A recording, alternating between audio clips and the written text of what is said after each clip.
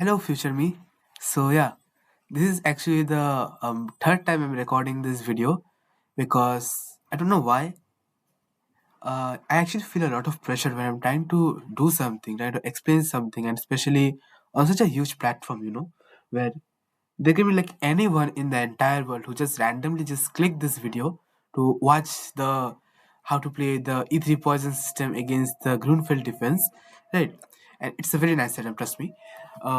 And yeah, I just don't know why we all just want to be the most perfect version of ourselves in front of others, right? But you know what? I just don't care at this point anymore. At this point, I'm just going to be so honest that you're just gonna rip. I forgot. I don't know what I was trying to say.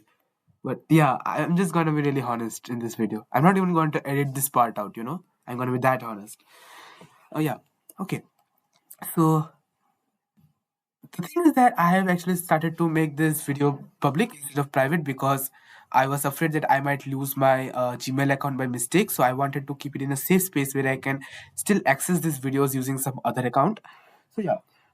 So in the past few videos, which are still going to be remaining private because I have discussed a lot about my personal life back there, and in this video also still it's going to be me and me just conversating among us because I really want to just talk with me and nobody else here. So if you're just seeing this, if anyone else is actually seeing this video, just try to see a conversation, how a person talks with himself, right? It's gonna teach you a lot how to talk when you are like alone, right? Although I'm not that alone, but still. So in the past few videos, we were actually talking about this system of E3 poison. E3 poison is a very flexible type of opening where there is a lot of like position where you like feel like that you're passive, but I was like surprised by seeing that there are so many strategies, so many ideas like in various systems, and such beautiful like position that I just outright just get after like move 10 or move 15 that I really tried to give it a shot and make this a part of my repertoire. So today we are going to be looking at the theory part of how to play like the easy poison against the Grunfeld system. So before we actually start out with this, let us actually try to understand what actually Grunfeld system is. So it starts out with the move d4, knight f6, knight c3, c4. I don't know why is it not working. C4, g6. I guess my internet's really bad. Excuse me. G6, G6. I'm just pausing this, okay?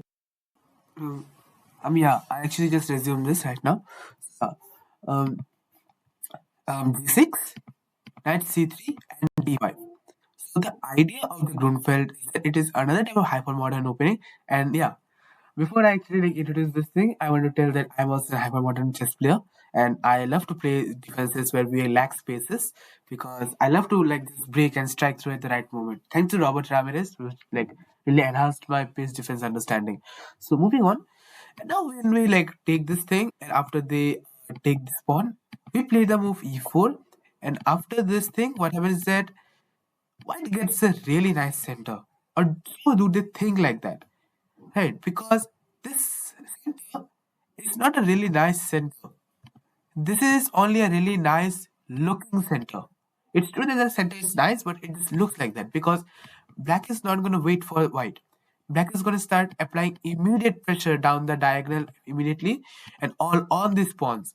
And imagine like white is trying to develop here, right? Black is going to put even more pressure with such moves. Like the c5 pawn is going to come here, the queen on here is going to come here, and you cannot even take the pawn after. You cannot even take the pawn like this because always the c3 pawn is on hit, right? Always the c3 pawn is on hit, and white is going to face a lot of like challenges here. Although it's still like fine, like white can try to place such setups and slowly build upon like all these things, isn't it? Yeah, so this is actually what white is trying to do. White is gonna have this pawn, like a passed pawn at some point of time, and black is gonna keep putting pressure on the center, and the games becomes quite dynamic in nature. And so yeah, that's the main point. So if you like try to really understand this thing, um Grunfeld, what happens is that I guess my video just lagged. I guess my video just lagged really badly. Uh, anyways, uh, I don't know why is it lagging so much. Yeah. In the Grunfeld defense, what happens is that they have the c3 pawn, the d4 pawn, and the e4 pawn in this type of formation, right? The strike of the c7 to c5 always comes, and whenever we take the pawn, the bishop is usually on this square, and it hits and slices straight to the diagonal, and it attacks the rook. The c3 pawn is also weak, but now there is the benefit of the system that we're gonna play. So we're gonna play the c poison. So yeah, so this is what we're going to try to play against the Grunfeld defense. So let's try to understand the pawn structures here. Okay, so if I try to understand this thing, now see, I guess I already have a pawn structure right here. So imagine, excuse me, just a little bit. I guess the structure. Not really this. Yeah, this one only. So let me try to actually bring this structure before I actually try to show this. I have the theory here.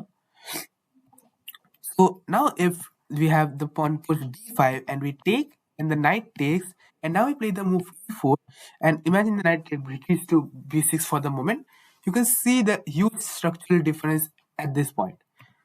Firstly, the knight doesn't really serve a nice purpose on the b6 square, because you can see the knight is really got restricted. Like it has not, like, because the bishop is controlling this square, the pawns are controlling this square, and what you're going to do here, because the queen is also controlling, and also the knight on the rim is actually basically dim. And if you just go to d7, imagine you just go to d7, your bishop, your queen, and your another knight is just trapped behind, and they're not gonna get an easy way to get out and play the game. And imagine you just go knight d7 and you say that, oh, how is the knight trapped? This knight can just jump here. No, because even if you're gonna jump here, you're gonna still give me a tempo, and I will make sure that I will play this move in such a way that I actually get the advantage here, right? That's the thing. And if you like really try to understand all the type of possibilities, imagine if our pawn was on c3, right? Imagine if our pawn was on c3, and now they played the move c5 at some point of time. We cannot even take the pawn because the bishop is. Excuse me, sorry for my wrong arrows, for my horrible arrows. Uh, the pawn is just going to fall off because the bishop is going to stop it with a check, and the rook and the king is fooled, right? But we actually have prevented the main plan of the Grunfeld place, which is to actually capture the knight, because only when the knight is on c3, Black is trying to play this d5 idea, because even in positions like where you imagine you like get d4 knight f6 c4 g6, and then my internet, yeah, g6, and now imagine instead of playing knight c3, because that's because it's going to allow d5 and the general plan of capturing the knight like this and creating that type of pawn structure. What white players sometimes do is that they just play the move knight to f3, right? And in this case, they are not going to play d5 because d5 is not going to achieve them a lot. So they're going to play moves like bishop to g7, and now imagine that we commit to the knight to c3. Now they're going to play d5 here. And this is actually quite a common setup in Grunfeld defense type of positions. And now they're applying the fact that after takes, and here, they are basically going to get the same structure that they were hoping for the entire time. So this is the thing that they actually do. But with our system of the E3 poison, what happens is we actually never commit the knight to C3. And I can show you a very funny way in which black can try to transpose here, which is that they can try to firstly like castle. After castle, we like suppose we played bishop to E2, and then they can play this move D6. And now imagine that we play the move knight to C3 here. Right, imagine we play the move knight to c3 here. They can now play d5, and they now easily like transpose to the territory back where they really wanted to do, and they are now going to try to trade the knight because the knight is actually still sitting on c3. But we don't really have to allow such things. We can just castle, and then everything's fine. But hey, this pawn structure is actually not resembling Grunfeld, but this pawn structure is actually resembling reverse King's Indian attack. And as a King's Indian attack player myself against the French defense, I really love it. And I'm going to cover this in the next video or in the parts of the next video where how do we play the e3 poison against the King's Indian attack reverse system. Okay? And yeah, the plans here is going to be different. It's going to be like rook here, this h6, knight bd2, knight here, and knight here, and all this idea, or not even h6, like h5 directly. Like the bishop comes here, and all this sort of plans. Bishop comes here, bishop comes here, and black is going to try to attack on the king side and all these things. And black even has the like after the black the pawn here. Black even has this positional type of play where he can take stakes and maybe push this pawn. And now imagine we take, and then black will already have a knight here, so it will just come here, and a lot of other plans. Okay, now if you like really try to understand what the opening is mainly about. So in the Grunfeld device, we have like first of all by playing the E3 system, we have diffused the main idea of knight taking on this C3 square. So that's a really nice good point. And the second thing is that after they play the move castles, now we are going to simply develop the bishop on e2. Imagine now they play the move imagine d5. Now we're just gonna simply just castle out. Oh sorry, no, not castle out. Like first six. And after he pushes here, we are gonna push the knight away and make it go to the place where it actually sucks a lot on the b6 square. And I really hate my internet at this. Okay, it came. I love my internet. Yeah. So it goes to b6, and now we're what? Yeah, and now we're gonna just cancel it out. And I'm gonna make a lot of plans and a lot of ideas clear in this position. Oh my god, my internet. Yeah. And this is going to be the main position where we're going to look a lot of theory. Okay. And I'm going to also make you understand why this a4 move is not that suitable at this point of time and what is the main idea of the a4 move. Okay. So let's first try to understand the nuances of the a4 move. See, we have reached this setting. And from this point, I will actually put the timestamps because the important discussion starts from here. Okay. In this position, we play the move e3 because we've discussed that we want to prevent black from getting the general Grunfeld type of structures they want to get. Because if we give black the things that they want to achieve, they are the ones who are going to be in their like comfort zone. But we want to bring them in our territory, right? We want to bring them into our system where we are much more familiarized with the structures, right? So here, one thing that black players might do, and I consider it as an inaccuracy, is to play the d5 move immediately. And now you're going to see the power of this system, where you're going to see that black has just gone like my position just was like okay a few moves ago, but right now it's just so bad. And where did I even go wrong? Black doesn't even understand it, right? And the thing is that this move is what I consider a mistake. And although this move is completely fine for black, but this gives a huge practical play for white. So our idea is to take because we don't really want to allow him to take because imagine our bishop goes to e2. You do spend another tempo trying to capture the pawn, and that's not really in our business. So you are going to take, and after the knight takes, we are going to push the pawn to e4. And now see, as I already discussed, he cannot take the knight on c3 because there's no knight on c3 available. And going back knight to f6, first of all, it's a kind of a sad move because the knight is, I agree that knight is actually worse on b6 square, but the knight is much, much, much worse on the f6 square, much worse because it's just susceptible to a lot of pawn pushes. And the thing is that I'll explain this why knight f6 is not a very nice move for black in the upcoming few segments of the video. So black is going to go to knight to b6, and now here is the main idea. The main idea of the poison system against the sneaky Grunfeld in such a position is to play the move a4. What is the idea of a4? And why do we really play this move? First of all, we're going to really understand a really crucial concept that is going to be useful. And this is also a part which I covered in my previous few videos, although I'm not going to make them public, but I will make them if I suppose I get like 1 or 2 viewers who sees my videos. So yeah, if we divide the board into two halves, right?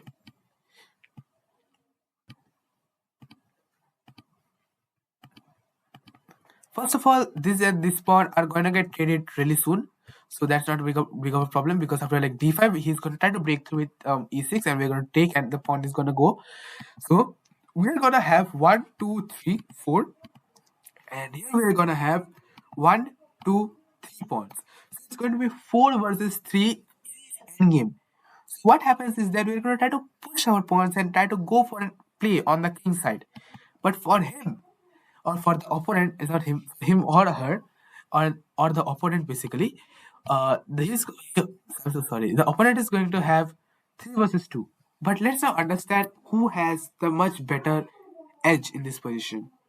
Firstly, the knight is actually standing on b6, so pushing the pawns are actually not going to be easy for white because white doesn't have a lot of support to like push this, and white has to spend a lot of tempos to try to put away the knight first, and first of all, knight even has to find a square for it. That's also true, right? Right. To try to put the knight somewhere and then try to push this pawn. So his pawn push at expansion on the queen side is going to be really slow. Secondly, white cannot do much about the b6 square. Try to understand this thing. The b6 square in the e3 position system is what we're going to target a lot of time. This is a very crucial concept that I'm going to make you understand at this point of time. This b6 square is what we're going to undermine. Okay, we first play the move a4 because we are trying to get control over the b6 square, and also we're going to take the knight away soon. And once the knight actually moves away, first of all, you know that the pieces are going to be completely cramped, and we have also like made a small type of stoppage for white to come, and white cannot actually push his pawn really easily because we are just gonna leave the pawn here, and if they take it, the other two pawns are going to be really weak, and this is just going to further like stop their expansion on this side. And the biggest threat right now is to just play a5, where the knight has no really good square to retreat back to. Right, so they play the move a4 here, right? And now the next idea is that first of all, see, just imagine this thing. Imagine this knight is here, okay, and imagine this knight actually captures this knight. And what happens is if this captures this knight, you can imagine this pawn is actually not taking this, and after it takes this, you can see the structure is insanely bad, and we can put a lot of pressure on the pawn directly using our queen and the bishop, or even as extra support the knight that it can read out by anyway, right? And we are going to win this pawn for guaranteed. And we're going to be positioned really good because the rook is also going to come to this file. And for them defending the b6 square is going to be a huge challenge. Because earlier, imagine now if we like take this, if we take this, there's the option to first take this with the a pawn.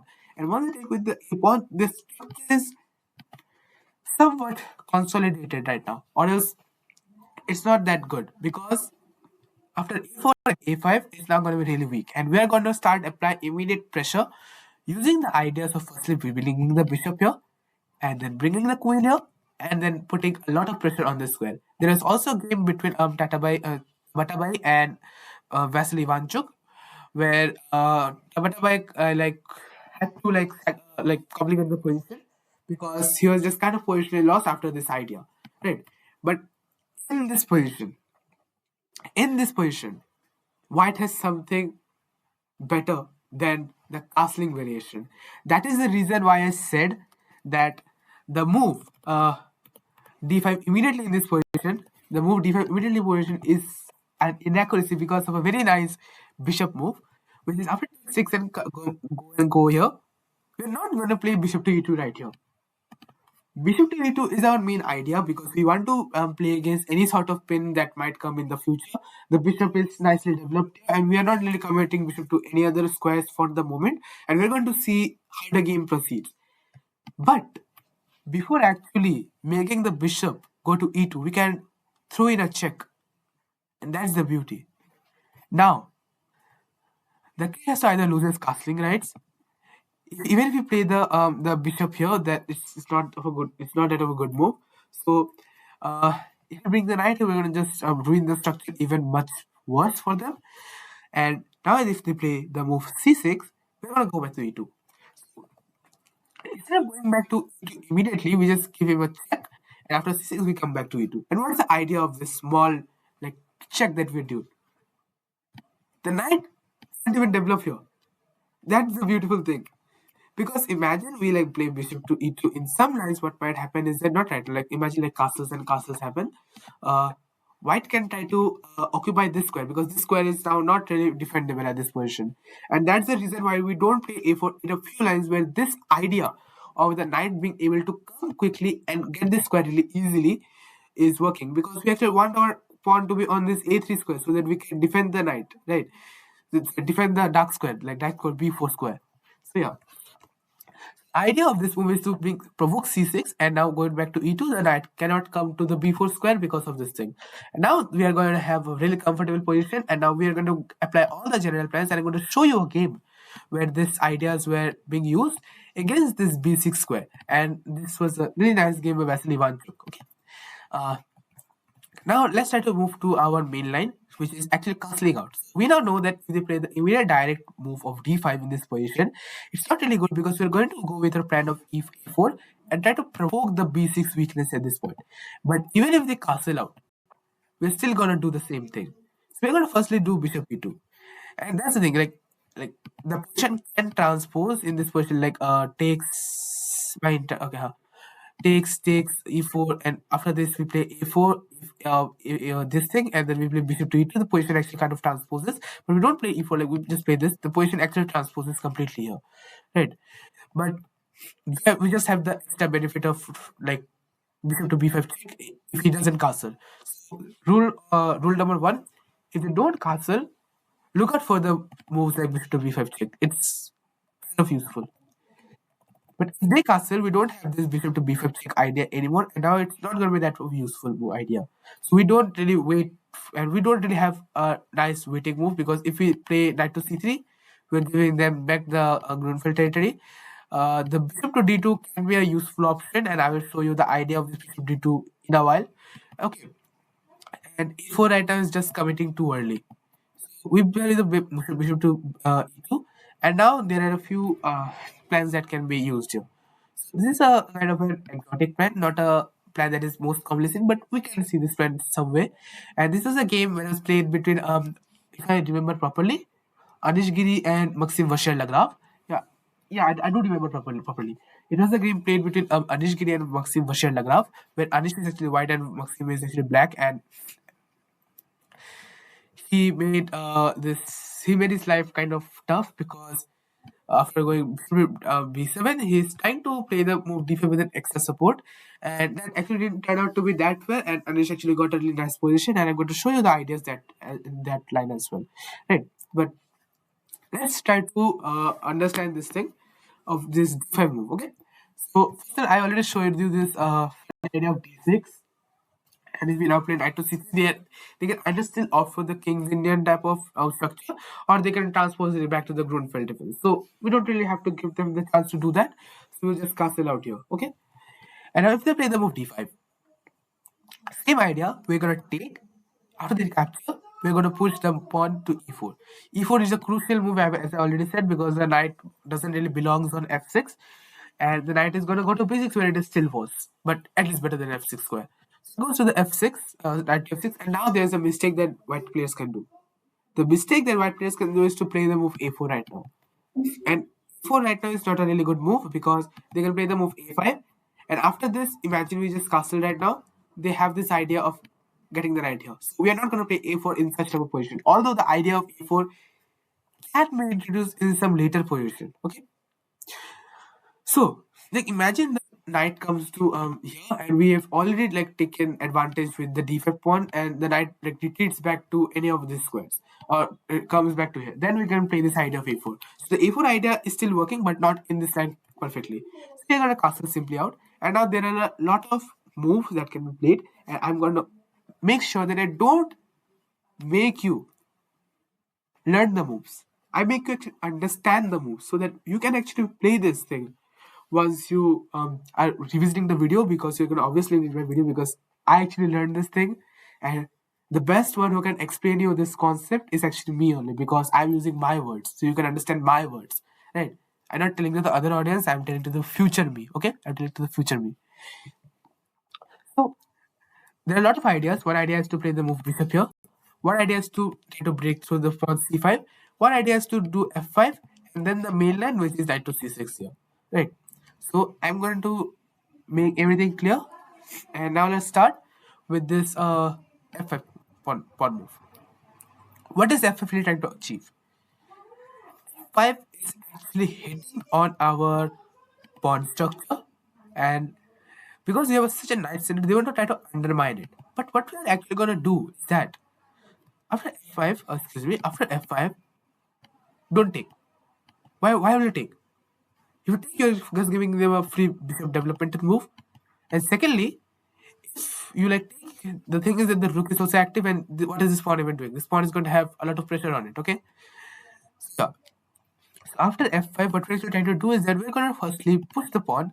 We're going to blunt the diagonal of the bishop. And you know what? The queen can always come to b3 and give a check. And this bishop cannot even now develop to the move to the square e6. And this pawn, which is going to roll down slowly and slowly, we're going to build up on our advantage. We're going to play moves like this, and then we're going to just keep bringing in all our pieces, and we're going to have a lovely position.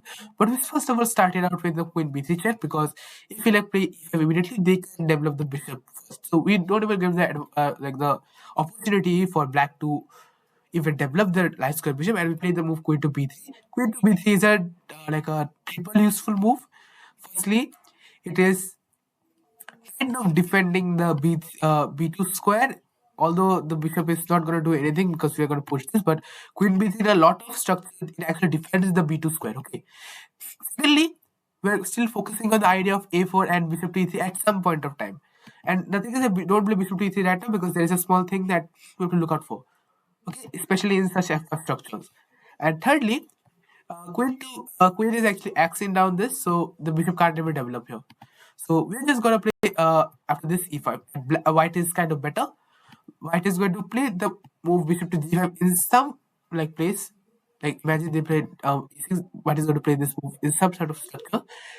But now there is a common mistake that we can try to commit, because we have been like used to do this thing, because I've been showing this plan of queen to b3, bishop to e3, e4, and we're gonna hit the knight and provoke weaknesses on the b6 square. So what's the big deal about the move bishop to e3 at this point? Like imagine this move comes and we play the move bishop to e3. So what's the big deal? The big deal is that we are going to give black insane counterplay, and even black might end up getting a better position than us, because they have this move f4. f4 is supported by the rook, and then the bishop has got to move back. We lost one tempo already, and they're going to consolidate it with this, and the attack is going to come directly on us. It is going to hit us, and we don't want to get to such a structure where black is actually able to play the move f5. So we don't really want to get into such a structure. And like imagine the just imagine this. Okay, just don't really have to do this. Imagine such position. You have a position like this. If you allow white to play f4, and once the bishop retreats back, this square is not even possible to retreat. So I'm going to just retreat to this square. You're gonna give either e5 or maybe e6 and all these ideas. Not e6 right now. No, e6 no. Yeah, all these things. So you're actually gonna give black a lot of Grunfeld display, and black is going to be the one who is going to press upon us. So we don't want to give that position to black. Okay. So once we play f5, so once they play f5, we are going to play the move queen to b3 check, and then we're going to force the bishop out, and then we are going to bring our bishop out, and then the game is pretty simple. We bring our knights out, we bring the rooks here, and if necessary, we are going to again play for this push pawns like this thing, and we even have ideas of like targeting the e6 square in some lines. Like if I remember, I actually saw this thing like after e6 and this thing, like bishop comes here, the queen goes here, and now the thing is that we're gonna try to put more pressure on this pawn, like slowly and slowly. Like we imagine, like move the knight, we bring the bishop here, right? We are going to put more pressure. We suppose we bring our bishop back here to like attack the rook, And why did we bring the bishop back here? Because we actually want to put the knight back here, so we can attack this thing. Like imagine like you have like the move a6, so we have to anyways go back here to uh excuse me, not this square, to this square. Let me just erase this thing. This square to attack the rook as well, and the knight is going to join the attack in some way so that this pawn is actually weak. So we are going to again target this pawn. So this is another idea that I'm going to show here. So yeah, black has a really clear position, and I really love white's activity here. The second thing is that instead of playing f5, they can try to play c5, which is again trying to break our center, but this is just a simple fix. We are just going to push our pawn, and after we push our pawn, we be a little bit careful about the bc square, because there are ideas where we do get to play bishop h6, but we actually kind of sometimes forget that the fact that oh, our rook is also hanging, right? After the d5, the idea of d5 is that we are first of all gaining space, where nextly we are going to like develop our pieces slowly, and it depends how we are going to develop it. And then after that we are going to play this move, like if we get the chance to go to bishop to e6, or play moves like bishop to e3 and attacking this thing. And e4 in such structure is not that kind of okay, although it can be played if blacks make some sort of mistake. And we are going to just simply just develop our pieces out in some sort of way, and we are going to enjoy a really nice game, right? So after this black cannot actually stay too passive, because if they're going to stay too passive, they're just going to get crushed by our initiative, our development, and all the prospects that we're getting as white. So they try to break on the e6 square. And what we're actually going to do is that we're just gonna firstly we're gonna take a tempo on the queen, and after that we're gonna develop our knight on this square. Okay. So now, what's really the idea about this thing? Firstly, imagine they like take here and we take, and after that they just they like wait. This is not this line. I wanted to show this line. They take here. We're gonna take with the knight. Okay. Again, we're gonna take with the knight, and then now take again. We're gonna take with the pawn, and after they take this, the thing is that we get really nice play along the b file and along the e file. And the thing is that this pawn is actually not so like easy to be like what to say, like attacked in this position. And now let me just show you the direct head at this moment. The direct head at this moment is that we're going to play bishop to b4, and now imagine where the queen is going to go if we play bishop to b4, right? So if the bishop goes to b4, the queen has to move to either this square or either this square. But okay, I was just going to show you this. I'm just going to play a random move for black. If you're sorry, if you're allowed to play this move bishop to b4, the queen has only one good square, which is this or either this. But so this is going to just get attacked again, so not that good, right? And if they come here, we're going to just fork these two guys, and we are going to be up material. Although you have seen that we are down a pawn, but this pawn is too strong, and to stop this pawn, they have to like really work hard for this, right? And the second idea is that imagine the queen goes here, we will still attack the rook, and like the rook comes here. You just see, first of all, the rook cannot even come here. The rook has to go here, right? The rook has to go here, because the rook is actually like the rook is actually trapped, because if it comes here, the bishop is just gonna chop it off, right? The rook is actually still trapped, and we are going to just push this more. And think that this pawn is first of all protected, and this pawn is really strong, and black has to in some way give material for this pawn, because we are going to slowly build upon our forces depending on the things that happens, and all the things work out perfectly for white. Although black can be a bit more careful by not playing stupid moves and try to prevent our before idea, but still, white has a really nice position in this game. But now, what if we first take the bishop, and after this we actually take the pawn? Like we take the pawn here. Thing is that now if we take, the pawn is still lost, so we don't have a really nice strong pawn in the center. But the dark square bishop is gone, and now we are going to play on the dark squares, and it's going to be really fun, because now our idea is to go bishop to f6, and this is going to support this pawn as well. The bishop is as well protected, and the queen is going to just go here, swoop, scoop, and mate. We are going to play completely on the dark squares, and this is a really tough position for black to defend. I'm like saying from as from like if I was black, if I huh, like if I was playing with black, I would be really afraid. And defending it is not that easy as well. Right? You might think that such things help, but the thing is that after my queen gets here, even if you capture this thing, my pawn is still here. Right? My pawn is still on this square, and it is still a much aggressive position for me.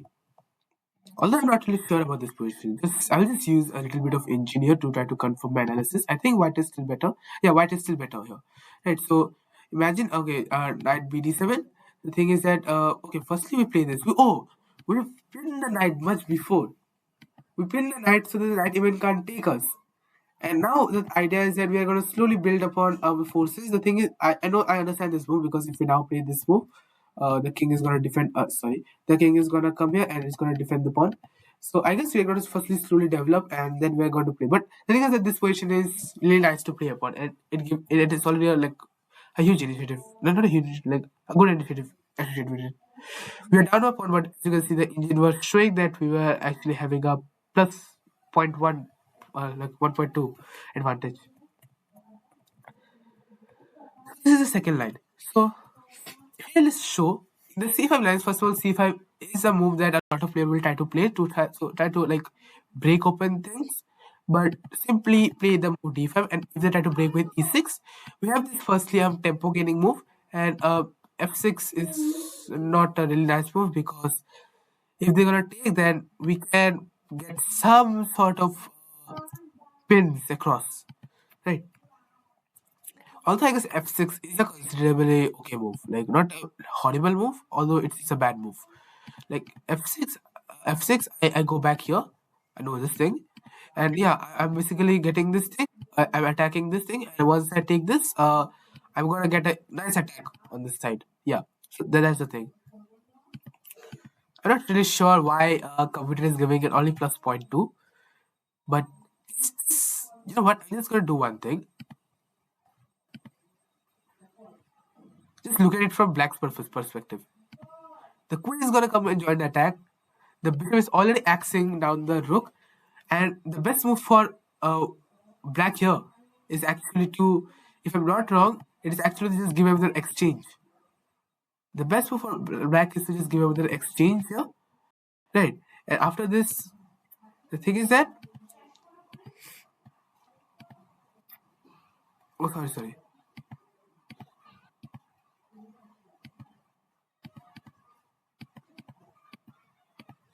They're gonna just play another exchange here. And yeah, I can take this pawn anytime. And in this position, okay, sorry, I guess I had to like follow the engine lines here, right? So according to the engine, I take this, and what this happens? Okay, next is yeah. So yeah, this is the position that you're gonna get where black is actually down at exchange, and they're just getting like pawn for the exchange, and this is a nice position for white to play. I guess still black is actually getting some play here. That's true, but still a very important position to play with. Let's not really look at the engine because I don't really like engine analysis because such positions are practically hard for black to deal with, and I'm still happy with the positions I'm getting out of this opening. Yep.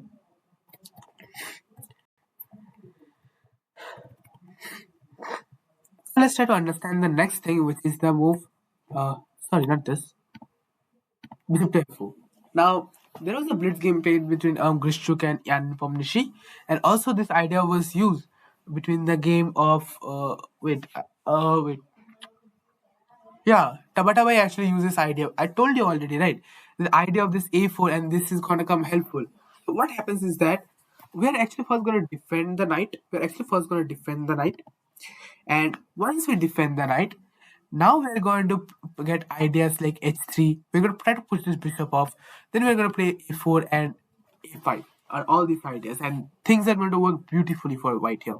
And the main things actually start out right now. The main things for white starting out right now because this is what is going to give you the real essence of the e3 Grunfeld defense. And now the line knight to c6 and the line knight to line bishop to f4, bishop to g4, both are both are having some similarities. There are kind of a transpositions to both of them, and I'm going to talk in detail about both of them. And so yeah, so if you like say that what are the best lines against like that you're going to face most commonly in the Grunfeld defense, these are going to be such lines because in the Grunfeld defense we actually do trade off this bishop quite early because the bishop doesn't really do a really nice job, and secondly we are just trying to develop our knight and get a game going. Let's try to understand everything from this point onwards. The idea of knight b to d2 is whenever we play bishop to f4, we want to defend the knight and add as an extra support. And when we play the move knight to c6 here, you might think that okay, first of all, before we play this thing, yeah, knight b to d7 here, you may think that this pawn is actually hanging, isn't it? So imagine they just take this pawn and you think, oh no, I just lost a pawn. But that's not true because we actually have this resource of the knight taking. And now if the queen takes, you're going to chop off the bishop and now see, you are a piece. And if they take your bishop expecting you to take with the queen, no, you don't want to take with the queen. Knights can move backwards as well, right? So yeah, you're in a piece. So they cannot take the pawn here. So what they do is that they try to add more pressure so that they can take the pawn. And now, general rule number two. What is the general rule number two? The general rule number two is that I don't play d5 immediately. D5 is a move I would love to play always, but d5 is directly giving them ideas to play e6 or c6 to try to undermine the center. Whenever they put the piece on c6 or any sort of piece where I can take tempo, only then I'm going to play d5.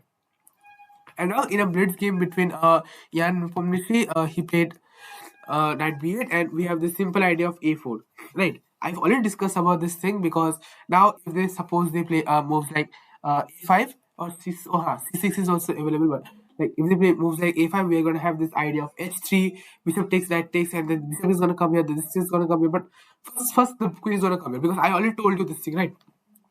Imagine a5, h3, takes. Now the queen is gonna first come here, not the bishop, because as I already told you that the bishop is sometimes axing down the diagonal and it might be problematic for us. So firstly the queen is gonna come in and then it's gonna be followed up with the bishop, which is going to target this square even more.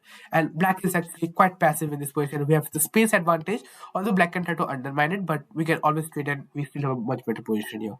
And we also the rooks are gonna come really easily to this file. So the queen is also under some threats, and we have ideas of discoveries along the lines, right? So black might try to undermine the center using the pawn to c6. We are just gonna push this because we want to gain more space, and after this go here, we just play the move h3 to try to get rid of the bishop, trade, and after they like have this thing, we can like try to take here, or instead of doing this, the much better move, not much better move, I guess queen b3 was a move. It was played by someone, I'm not sure, but I felt queen b3 was a bit better because it's possibly in attacking this pawn as well, right? But we can use like six this thing, and after like the recapture, we have this move queen to a4, and the idea of the queen to a4 move is that we are going to bring our rooks sometime in the future. The bishop is going to develop soon. The other rook is going to come to the game also. And this pawn is actually, first of all, we are also defending the pawn, adding an extra support, right? And we have ideas of some moves like at some point like e5. And imagine if we get a chance, we can even reroute the queen back here and get a really nice attack going on the king side as well. So yeah.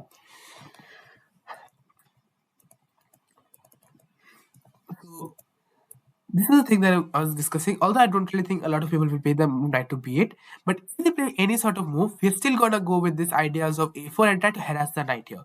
And now imagine they play this move instead of knight to b8, they play the move knight to e5, and the knight to e5 move is gonna transpose to a lot of things, right? So firstly, we are gonna first of all, what is knight to e5? Knight to e5 is actually allowing us one trick to win a pawn, but that is gonna give black an play here, right? So imagine you take this thing.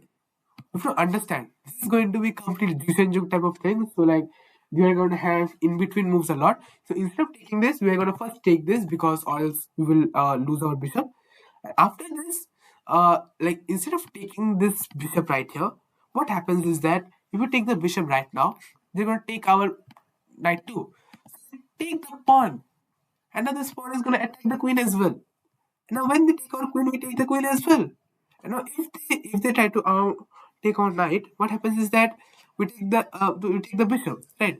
So imagine they try to do this thing, but we're still attacking the bishop here, and now they have to finally take our knight, and after that we're going to recapture the bishop as well. So that's the entire thing. But black actually still gets edger. Like imagine like this and this, and like captures and captures. Black actually has the move e6, and now we are actually in trouble. Not really trouble because this position will be objectively still drawish because we are still up a pawn, isn't it? But we cannot deny the exchange because imagine we like play any move, right? Any move, they are gonna win back the pawn clean, and they're gonna have a much better position here. Right, because this pawn is like always defended. We bring our bishop out. We can gain tempos. We can bring our rooks out. And the thing is that no, I guess this position is still okay. This position is still dodged because we still have 3 pawns on the king side. Right, we can still try to push for the win, but they also have on the queen side, isn't it? So yeah, the thing is that why I say that it's kind of a bit sloppy is that I'm a bit like afraid of the bishop having like seeing this guy after my bishop goes away because once my rook, because this pawn is already defended when my rook is here, right? And once my rook actually goes back, it's actually not that easy. And I guess there's a much better version that black can actually achieve it. Instead of going here, black can actually just start out by immediately taking this thing, and after that they can play this thing. And now, after like in this position, if you play like move knight b3, we don't even have the like the ability to move our bishop immediately because that's just gonna lose a rook, the pawn right here, right? So that's the thing. So the thing is that although we win a pawn, we are going to lose our pawn right back really soon, and we're not going to get a much better position. So what we should do is that instead of being greedy and try to take this pawn, we're just going to accept the fact that okay, fine, let me just take the bishop here. You take my this thing, and now I'm going to play moves like knight to b3. And after playing moves like knight to b3, what I'm betting on is that you're going to go back.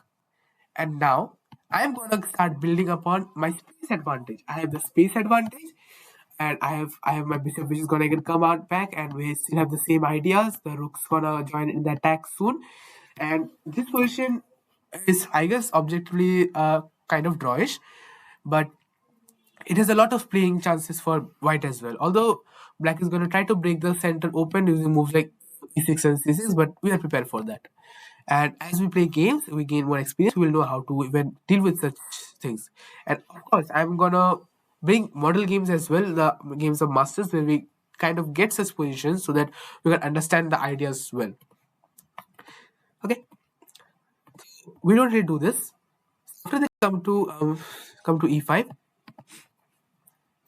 we take not this thing. After they come to e5, this was a trick that happened in e5. So yeah, that was the final position. Now let's understand. Now see, a lot of these moves are going to get overlapped here. Imagine if they play the move f5. What did we remember? We remember that we had this move queen b3 check and then e5, right? But we don't really have to play the move queen b3 check right now. We can just directly play the move e5 because the main like the another strong idea of the queen b3 was that we're trying to get the bishop here, right? We don't want to get the bishop to develop here because our queen is going to control this square. But then the bishop is already out of the pawn state, so that's kind of an improvement for black. But I don't really think this bishop is any much more useful here. We're just gonna blunt the bishop out here, and then we're gonna continue with the normal game plans, right? And we're gonna play soon like moves like h3 and get a game going from this point onwards. Imagine they play moves like d5. D5 is actually an interesting move, and after they play the move d5, we can actually just take. And after they're going to play the move knight to c6, so they can attack the pawn. The thing is that we are going to basically give up this pawn and still have a good play going on. I'm gonna clear one small like understanding here. In some position, we actually have the move f5, gaining more space. But in those position, you can see the queen is actually controlling this crucial square d4. Because if you play f4 right now, trying to push the bishop away to g7, black is actually going to give a check to us first. The king is going to go back, and the black is going to have a nice nice bishop on this diagonal. Although bishop can retreat back, but the thing is that we don't really want to play like we have like f4 and then e5. The bishop gets blocked, right? So the bishop is trying to go here in some lines, I guess. I'm sorry, I had some disturbances just right now. Anyways, yeah. Where was I? Yeah, this is the thing. So in some position we are not going to take. I will show you the position. It's gonna come really soon. We are gonna take after they played the move knight to c6. We're just gonna play on this thing, and yeah, we actually have a really nice position with our bishop coming out really soon. The rook's gonna again attack the queen. We're gonna get a good play, and imagine this bishop going back here. We can even like win a tempo first of all. Provoke f6, weakening the king even more. We bring our bishop back, and then we again like play all these ideas of a4 in some time where the position is actually okay. Yeah, that's the thing. So the next thing that I want to talk about is this idea of the move like e6. E6 is a fine move, and we are just gonna play h3. We are gonna try to like black has a solid pawn structure in this point. We don't really have a good attack going on. Black is going to try to put pressure even furthermore using such moves. But thing is that we have two bishop advantage. We still have the current ideas if possible. Like this idea is not currently that possible because to c6 we cannot really play like so we have to defend the pawn. Okay, we defend the pawn first of all, and let's imagine. Okay, let me just defend the pawn and play a random move.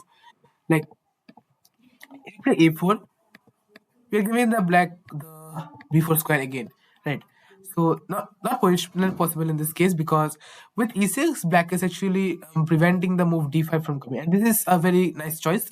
And we have to just try to play with our bishops here, and I guess in general it's a okay position. But for me, or maybe for you, not you, from you, I mean me only. You don't really know how. Okay, not sorry. I don't really know how to use my bishop pairs properly. So this position is actually somewhat where I might lose or I might draw the game instead of actually winning it. But I promise you, I will learn how to use bishops really soon. And yeah, we'll become a CM1 soon. So yeah, the knight c6. If they play the move knight to c6 in this point, okay, yeah, I've already discussed this thing, right? So that's the idea of bishop to f4. And now we're going to go back to knight to c6. And knight to c6 is actually one of the two best moves after bishop to f4. This is one of the better move. We're now going to again play the same idea of pawn to d5. And why do we play the move pawn to d5? We're going to provoke the knight to come first. And after they oh yeah, and the thing is that after they take, we can actually do this thing. We take and we can play this idea of f4. But the thing is that we have something much better than this. We can actually first play knight to c3. And what's the idea of this thing? The idea of this thing is that we don't want to play this thing right now immediately. After takes, we want to go for this plan. We play bishop to h6. After they come here, we want to try to do this and get claim of the dark squares here because the queen is really nice on the dark squares. But we cannot really do this thing because black is not forced to go here. Black can actually just take this pawn, and now white is in a much worse position and objectively win this losing. Sorry. First of all, we started out with the move knight to c3. So that now when we take this knight, and we take the bishop, now once they come here, this knight is actually shielding this pawn. Here. And by this point, black has to do something, or else black is completely cramped. He can take this, but if he's gonna take this, then we are gonna just take with the bishop, and we have a nicer position here. Right. Suppose they play the move e6, we are we can still try to go for this plan like of takes uh excuse me, like f4. But the thing is that, yeah, f4, you can still go for this plan. But if you like try to go for this bishop to h6 plan, the thing is that we are actually losing to one small mistake here. And I'm going to explain this. Okay. Oh, sorry, I just showed this thing. Yeah, the thing is that the difference between the move c6 and the difference in the move e6 is really subtle, but it has a small bit of venom for it. So what we actually try to do is that we can always go for this f4 plan, that's true. And the other plan that we're gonna do is that we're going to bring the bishop here. But if they play the move c6, in that case I want to trade and I want to bring my bishop here. And in this way I want to get such a position where I have full control over the dark squares and I get such a nice beautiful position here, right? But it is only possible in the case of c6. Imagine if he tries to break with the move e6. Black actually has a tactic right here. Imagine he takes, and I will play the move bishop to h6 here. Black can either continue in both of these ways. He can either play takes, and then check. After that, the king goes here, and he picks up the bishop and is up a pawn, or even better, he just outright just starts with this. You know what to do, and now you're just bound to lose the bishop here. Although you can play this move and you can get a position going here, right? You can like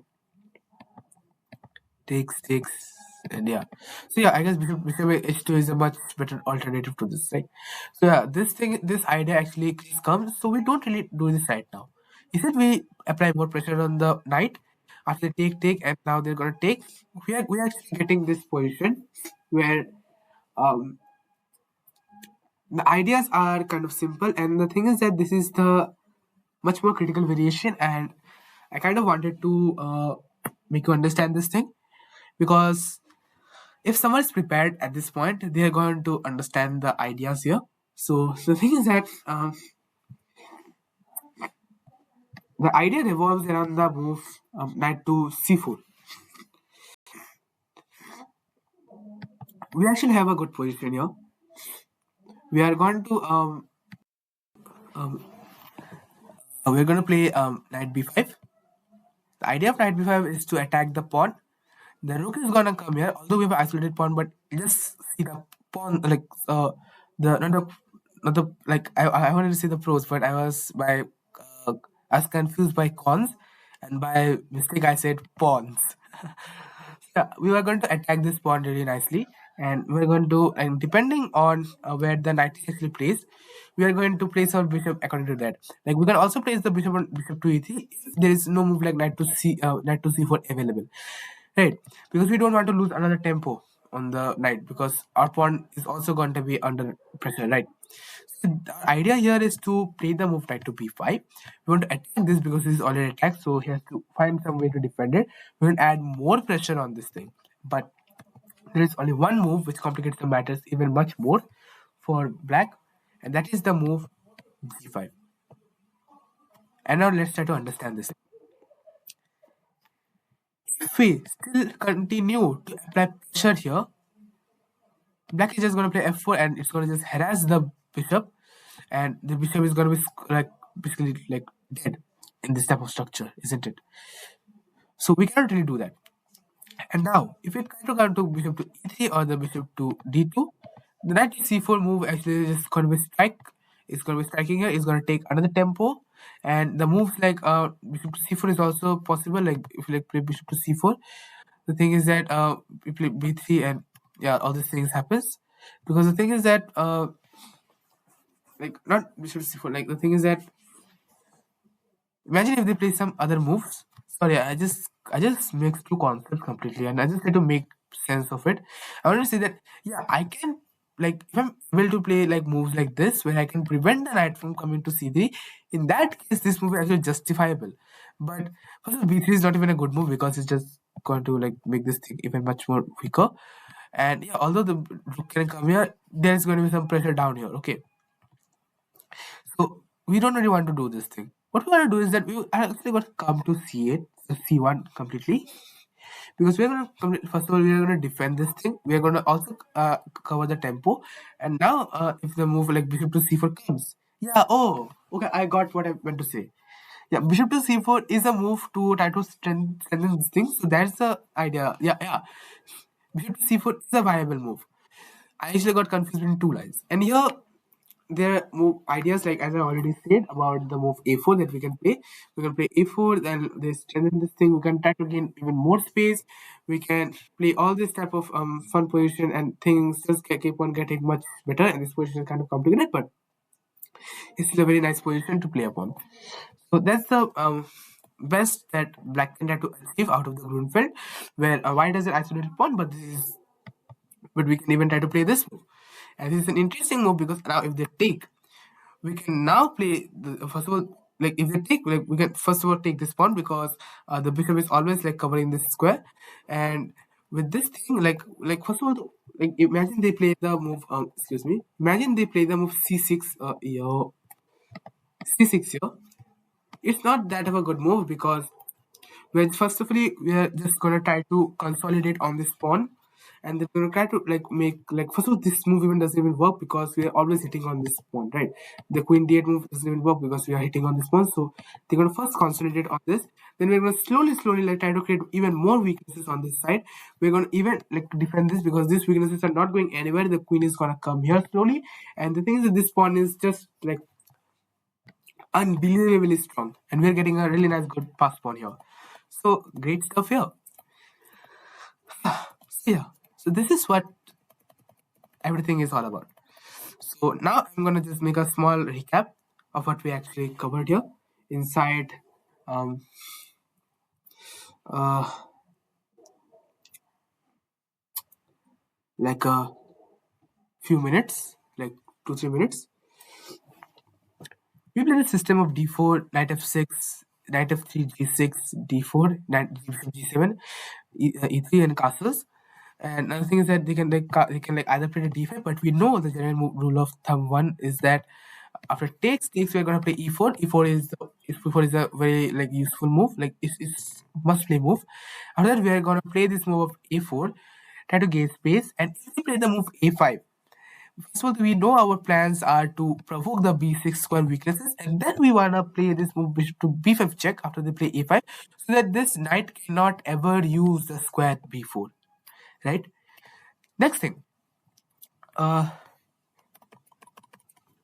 next thing is that uh, if they follow up the move order properly, we're gonna get a position like this, where we are gonna have such a position where things are just fun, and we have already covered these lines, right?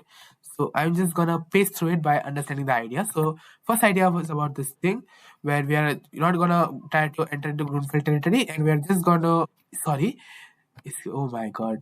Yeah, we are just gonna stay here and allow black to do something. You can either choose to play a King's Indian type of attack structure, which I'll explain later, or d5 pawn push here.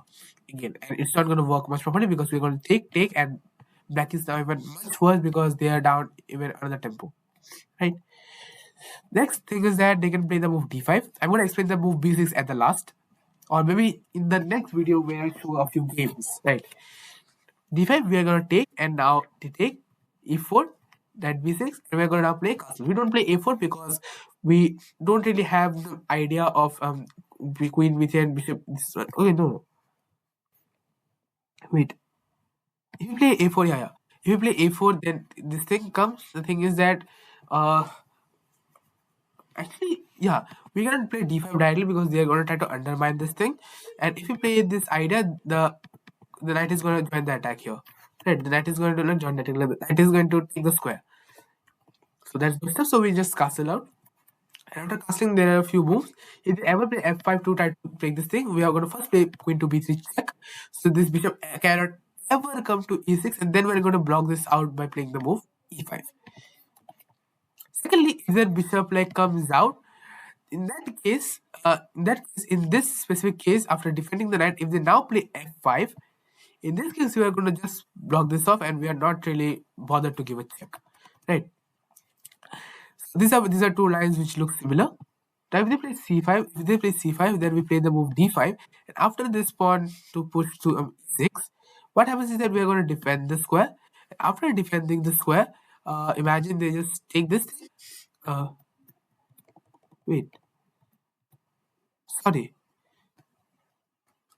Uh, yeah. I was actually meant to first attack the queen, and after that I was meant to do this thing, right? Because I wanted the bishop to be here, because that's a small thing that I wanted to do.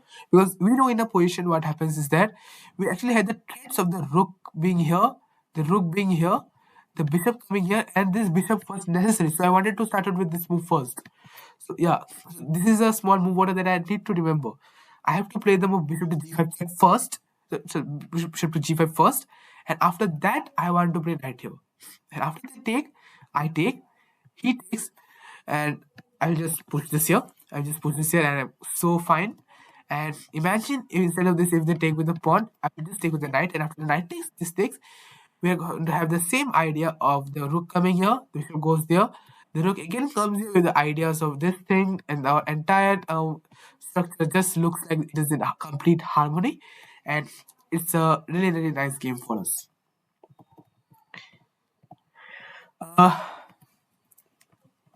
the next thing is that, okay, first of all, they can play f6 because it's going to weaken their king a lot. Although they can play, but that's going to weaken their king a lot. Next thing is that they can play the second main line, which is the move bishop to f4. But it's a, why do I keep saying bishop to f4? Yeah, bishop to g4. And whenever they play the move bishop to g4, we are going to defend the knight using our second knight. We have the ideas of h3, we have the ideas of a4, and all these things. Bishop is going to come here, and yeah, from the bishop to e3 move, always remember that if the pawn is ever on f5, we don't really want to play the move bishop to e3, because the move bishop to f4 comes with a tempo, and they're going to gain space, right? We are going to play this thing, and now there are a lot of options. If they take this, we are just gonna knight comes here, we play this thing, and we just play this position out completely, and we have initiative in this position. And if they like play some other moves like e6 is one of the best positions that they can get. We're just going to play h3. We are just going to trade the bishops. We are going to play like this. We are going to play a4 in some sort of position. Okay, so we're not going to play a4 in this position, but like we are just going to develop slowly. And the idea of this thing is that we don't have the move d5 here, because the e6 pawn is actually doing this thing, doing its own job. So we're just going to develop slowly and get a good position. Yeah. If I've already explained, they cannot even take bishop because they just lose a piece, as I've already shown the tactic. And now comes the transposition mainland, where he goes here. And now we are gonna have the same ideas of pushing the pawn. We push the pawn. The knight can either go back, or the knight can come here, and we can just it. And we're not gonna go like tactical over just one pawn, and we're just gonna take the bishop right here, right? So that's the thing. And if they play the move knight to b8, we are just gonna have a really nice game with using plans like this, which I've already explained already, right? And next thing is that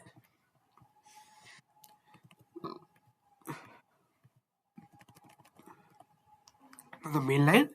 The main line is this, where we're going to play the pawn to d5.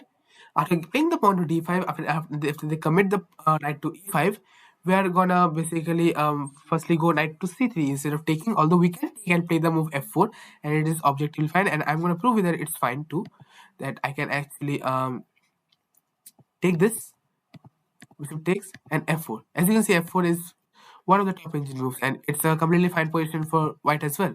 But why settle for less if we can get a much more active position by just playing the move knight to c3 immediately, right? After knight to c3, they have to play moves like this. They can even trade here, but the ideas remain the same, because they have to play c6 and c6 at some point of time to liberate their position. So even if they suppose they take here, we take here, and suppose they do this thing, we still have the same ideas, which is like kind of just transposition. We can play bishop to f4, and everything is just fine. Here, bishop to f4, and we're going to play this, and here. And why did we play bishop to f4? Is the thing is that we play bishop to f4 instead of taking here, because once they take here, after going to bishop to h6, the queen's right here. Okay. The idea of this server position is that we want to get our bishop on h6 and try to trade here, right? But we can only do that if they play the move pawn to c6. If they play the move pawn to c6, only in that case we can take the knight, and after bishop trade we can play this move here. After this, we have a really nice position where we have really nice control over the dark side, and this is one of the best positions you can ever get out of the e3 poison system versus the Grunfeld defense. Yeah. And the next thing is that after this, I've already discussed about this idea where uh, they can complicate the game with the move g5, and we don't go over to bishop to g3, but we go back to bishop to c1, where we are going to start to play with such moves, and we have always such ideas of rook lifts, or maybe moves like h4 to try to break open the structure, or maybe even e4 actually, if the knight actually didn't like e4 at like e6 at some point of time instead of a4, right? Before the knight actually comes to, or else the knight will actually get the pawn. And yeah, this is basically what is comprising of this entire thing. And now I'm actually going to show you some test positions where we're going to understand that how much did you, or how much did the future me Ashwin retain after studying this chapter of Sneaky Grunfeld defense about E3 system. So let me just first of all make this little study, and let's hope that we are able to solve such problems. So yeah, this is position number one, where actually yeah, I'm really proud that I actually solved all the. I got actually everything correct here in all these test positions. So I'm also gonna let you try to get the test position back, or if you're some other person except for me, I hope you will be able to solve this thing. So this is white to move, and try to pause the video and try to get the solution of it. So recently, white has actually played this move, queen to b3, giving a check. And now what is the standard move that black actually, or like white actually wants to play, right? Because in this position, black is actually kind of cramped if we actually play this move, right? So black will actually love to like get his bishop out. So what we can do to like stop all these plans and still have a better position. Hope that you pause the video and you solve this thing. So the answer to this position is the move e5. Where first of all we are blocking out the bishop here. We're also not having like letting both this bishop to have any fun. But it's just see our bishop. Our bishops are like one of the most happiest bishops in the entire world. This bishop can only see two squares, and both of those squares are actually just covered by our two pieces. Like this bishop has got to be the saddest bishop. And just look at this bishop. This bishop can only see one square. What is even this square been doing? Like although he has ideas like this, that's true, but that's gonna take him a lot of tempos to do, first of all. And we can before that we can even build up upon our advantage by playing moves like uh, wait we can build up an advantage by playing moves like uh, bishop to g5 at some point, or maybe even move like knight d2 at some point. And now the bishop that came here can't even go here, because if it actually goes here, then it's gonna come and jump here, and boom, we're doing, right? So yeah, and as the author says, this old saying that goes, a position is never better than the worst piece. Yeah. So guys, I'm gonna set up the next question and try to test out if you have been able to solve the next thing. This is the second position, and try to solve that what might be the answer for this. And in this position, actually, blacks plays the move e5, trying to prevent this. Oh my god. Uh, sorry. Um, it's fine, I guess.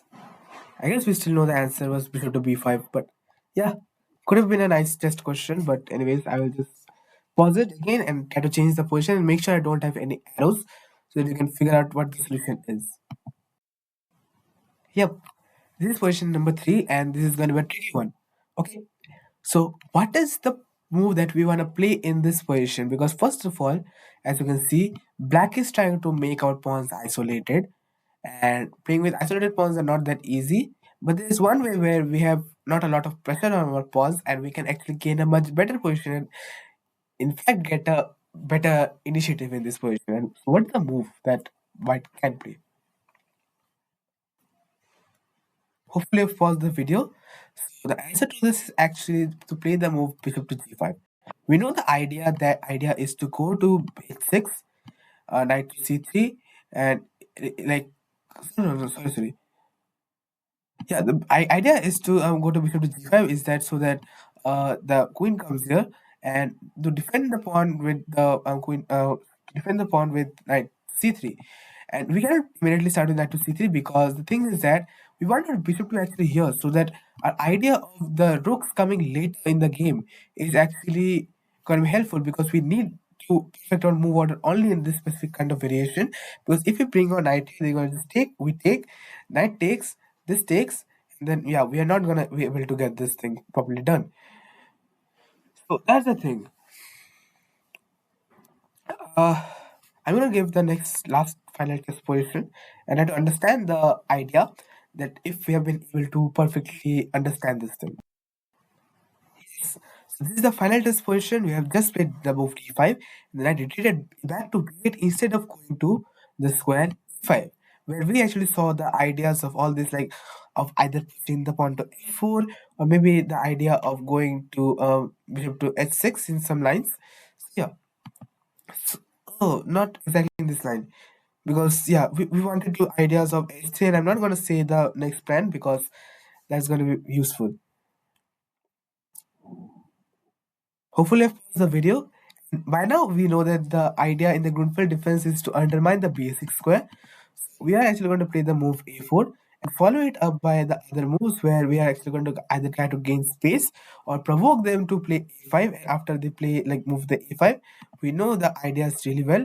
We want to play h3, and after that, we want to slowly build upon the forces and, excuse me, slowly build upon the forces and get this structure happen right back. Yeah, so this is what my entire video was all about. Hopefully in the future you have actually perfected this opening much more, and you have much more games, much more experience, and honestly a few good wins against much more stronger players over the board. So yeah, signing off, and uh please do study. Your results are on 4th, and you're just not studying and just doing chess. That's not going to help you a lot. Your rewards results are going to be bad, and I know that. Let's hope that in my next videos I can say that my studies have improved better than last time. So yeah, bye. I'm just gonna set the board as we do. I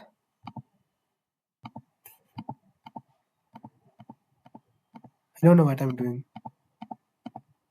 but I'll just do it.